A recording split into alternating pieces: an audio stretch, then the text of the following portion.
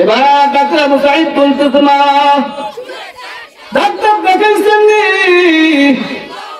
বৃদ্ধ মহিলা বলতেছে বাবা ডাক্তার দেখাইছি, শত শত ডাক্তার দেখাইলাম, কেউ এই ক্যান্সার রোগের চিকিৎসা করতে পারবে না। সবাই বলে পাকিস্তানের ডাক্তার আবু সাঈদের কথা।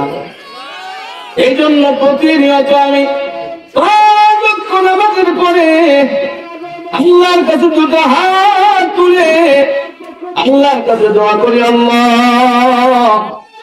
পাকিস্তান যাওয়া আমার পক্ষে সম্ভব না, ডাক্তার আবু সাঈদের কাছে যাওয়া আমার পক্ষে সম্ভব না। ও আল্লাহ তোমার পক্ষে সব সম্ভব, তুমি ডাক্তার আবু সাঈদকে আমার বাসা পর্যন্ত পৌঁছায় দাও। এবার ডাক্তার বলতেছে মা আপনি কসম করে বলেন তো আপনি কি ডাক্তার আবু সাঈদের জন্য দোয়া করেছেন? ওই বৃদ্ধ মহিলা বলতেছে হ্যাঁ হ্যাঁ আমি কসম করে বলি, 5 ওয়াক্ত নামাজের পরে আমি ডাক্তার আবু সাঈদের জন্য দোয়া করেছি।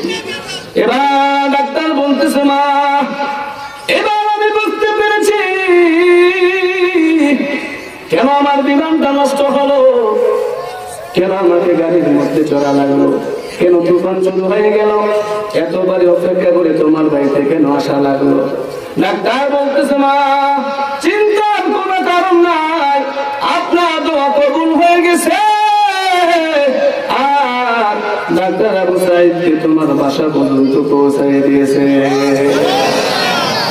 ওয়াইযা সালাকা ইবাদি আন্নী ফাইন্নী করিব।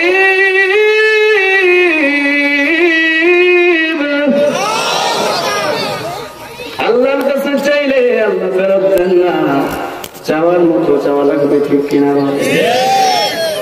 এই জন্য দোয়া এমন একটি ইবাদত অসম্ভবকে সম্ভব করায় দেয়।